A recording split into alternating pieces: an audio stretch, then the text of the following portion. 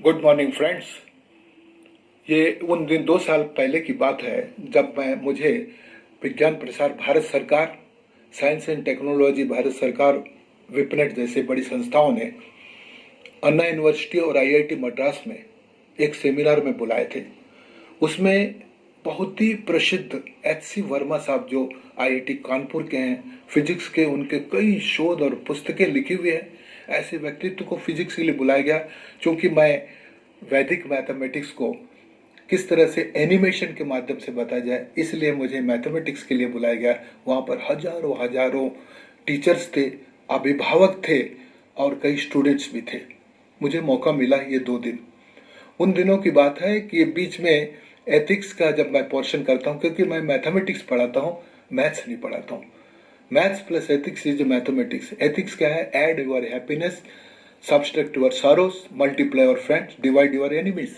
इसी आधार पर पेरेंटिंग के लिए जब मैं बातें कर रहा था तो एक अभिभावक वहां से एक प्रश्न किया, सर आज के दिनों में बच्चों को किस तरह से पढ़ाई करवाना, कैसी जिम्मेदारी देना, ये बहुत मुश्किल होती है। आप इसके ऊपर पेरेंटिंग के बारे में कुछ टिप्स दीजिए।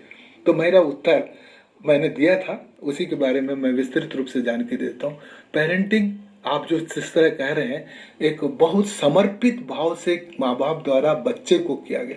जिस तरह से मैं उसको यही कहता हूँ कि आप जब एक मकान बनाते हैं तो उसमें देखते हैं कि क्वालिटी ऑफ सीमेंट कितना है, उसमें कंक्रीटिंग का क्या क्वालिटी है, ये सब देखते हैं। लेकिन हमारे बच्चों का जो इमारत बन रही है, उनकी जिंदगी बनाने के लिए आप और हमने प्रयास करना है, उनके बारे में भी सोचें तो बहुत कुछ अच्छा होगा। सिर्फ मकान की क्वालिटी नहीं, बच्चे की क्वालिटी भी देख उस पर निर्भर करती है। छोटी छोटी सी बातें, उदाहरण स्वरूप माँ बाप बहुत प्रयत्न करते हैं, लेकिन उसे याद रखें 1 से 4 साल तक दिमाग बढ़ता है बच्चों का। उस समय बहुत ही सावधानी के साथ आप जिस तरह से एक्शन करते हैं, जिस तरह से बातें करते हैं, वो सब चीज ऑब्जर्व करता है। यही चीज आगे जाकर के उनके गुण या अवगुण में परिवर्तित होता है। इसलिए मैं पेरेंट्स को अक्सर कहता हूँ, प्लीज आपको कभी मजाक में भी झगड़ा करना हो तो बाहर चले जाइए, लेकिन उसके सामने मत करिए। इसी तरह से जैसे एक बहुत ही बड़ा शानदार उदाहरण है कि जब सुबह उठता है तो बच्चा जो है देखता है कि रोज माँ बाप झगड़ रहे हैं और झगड़े का कारण एक ही है। तो माँ जैसे आती है, देखो पिताजी पेस्ट कर रहे हैं, टूथपेस्ट कर रहे हैं, तो आकर बोलती है क्यों तुम पेस्ट जो है नीचे से क्यों दबा के करते हो, क्यों नहीं बीच से दबाते हो। बस इसी छोटी सी बात के लिए दोनों में फिर झगड़ा होता है, घंटों चलता है, तो बच्चों को सहन नहीं होती है।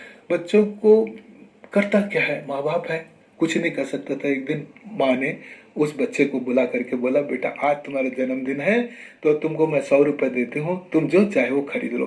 वो बच्चा सीधा किराने दुकान गया, वहां पर 2 टूथपेस्ट लिया और उसमें एक में लिख दिया है कि माँ के नाम पे, दूसरा लिख दिया बाप के नाम पे। दोनों को ला के अपने माँ को दे दिया कि माँ अब तुम जो चाहे, जिस तरह से तुम चाहे तुम करो, पिताजी जिस तरह से चाहे तो टूथपेस्ट का इस्तेमाल वो करें। कहने का तात्पर्य है छोटी छोटी सी बातें बहुत ही महत्वपूर्ण होता है।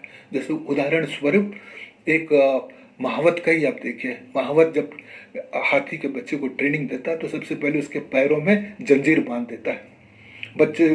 वो बच्चा छुड़ाने की कोशिश करता है लेकिन नहीं छूट पाता, लोहे की जंजीर है। और इस कृत्य के लिए वो 3 दिन तक उसे भूखा रखता है। हाथी को समझ में आ जाता है कि अगर ये महावत मेरा पैर बांधे तो मैं छुड़ा नहीं सकती।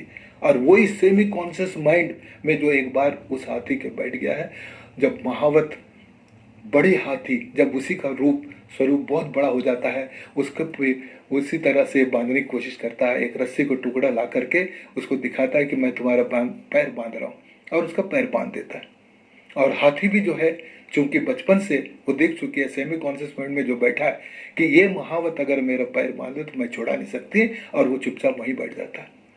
ठीक इसी तरह से हमारी छोटी छोटी बातें बहुत विकराल रूप भी हो सकता है। जैसे उदाहरण के लिए आप देखे होंगे, प्रेम के कारण ही जब बच्चा दौड़ते हुए घर में 2 साल का बच्चा दौड़ते हुए गिर जाता है तो माँ दौड़ के जा करके उसे पकड़ लेती है, लेकिन बच्चा रोता रहता है। आजू बाजू जब कोई बच्चा वहां से निकलता तो उसको पकड़ के उसको झूठ मूठ से ही उसको मारने का अभिनय करती है। तब भी बच्चा नहीं रुकता है तो टेबल कुर्सी जो भी पास में है उसे मारती है, इसने मारा।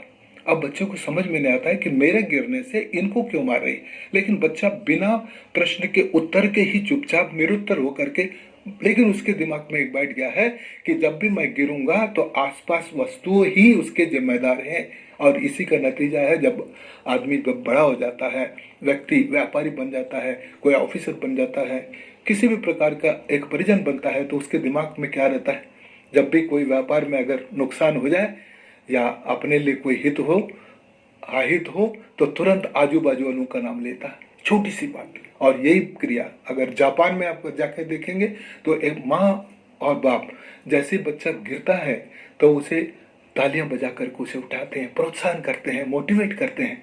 और वो बच्चे को समझ में आता है जब भी मैं कहीं गिरूंगा तो मुझे ही संभालना है। बस ये छोटी सी बात है। कृपया जब भी आप बच्चे को बचपन से ही ये सिखाना जरूरी है कि डिसिप्लिन क्या होता है। अक्सर मैं बताता हूँ कि 1 से 6 साल तक तो माँ अपने प्यार के साथ उसे बांध करके रखें, कहीं भी भिजवाए नहीं, इवन पढ़ाने के लिए भी कहीं भी भेजने की उतनी जरूरत नहीं है। अगर भेजना है तो उनको वाच करें, लेकिन प्रेम भरपूर दें। और उसी प्रकार 7 साल से 12 साल तक पिता को अपना कर्तव्य निभाते हुए एक डिसिप्लिन में उनको अनुशासन सिखाना जरूरी है। 13 जैसे टीनेजर बोलते हैं, 13 से लेकर 19 टीन, ये जो टीनेजर्स हैं, इसमें फिजिकल और मेंटल दोनों ग्रोथ होते हैं। उस समय कृपया कोई पेरेंटिंग नहीं होना चाहिए, उनको एक फ्रेंड्स के समान ट्रीट करना चाहिए, कभी भी उनको स्वतंत्र होना चाहिए, क्योंकि कारण बहुत स्पष्ट है। और 7 वर्ष से लेकर 14 वर्ष तक बच्चों का खुद को अपना दिमाग बढ़ाते हुए वो अध्ययनरत रहते हैं, और 14 से 21 साल तक वो जितने भी अध्ययनरत सामग्री है उसका वो प्रश्न करते हैं कि फिजिक्स में, केमिस्ट्री में, बायोलॉजी में, किसी भी विषय में ऐसा क्यों। फिर 21 से लेकर 28 साल तक जो है उनको प्रतिस्पर्धा में भाग लेने के लिए पूरी तैयारी करने पड़ती है। और 28 साल के बाद तो आप ब्रह्मा विष्णु महेश्वर भी आ जाए, उनको कोई नहीं समझा सकता है। इसलिए इनको आप ख्याल रखेंगे। अनुशासन की बात यह है कि माँ जिराफ जब जंगल में बच्चे को जन्म देती है तो जैसे बच्चा पैदा होता है उसको लगातार मारती है लातों से। वो तब तक मारती है जब तक वो पैर में खड़ा ना हो जाए। तो आपको लगता होगा कि माँ जिराफ इतना निर्दयी क्यों ऐसी कर रही है। एक माँ होकर ये उसके हित के लिए कर रही है, क्योंकि वो जानती है अगर ये बच्चा अपने पैरों में नहीं खड़ा हो, क्योंकि उसकी पतली पतली लंबी टांगी कुदरत ने दी है, तो उसको उठना जरूरी है रात तक, अन्यथा कोई ना कोई जंगली जानवर उसे खा सकते हैं।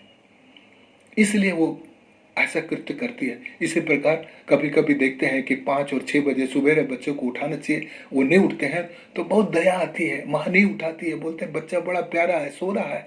लेकिन याद रखिए वही माँ जब 1 बजे रात को 2 बजे ठंड में भी अगर उसका तबीयत खराब हो जाए, 104 डिग्री टेम्परेचर हो जाए, वो बच्चे के ना चाहते हुए भी डॉक्टर के पास ले जाती है। ऐसा क्यों।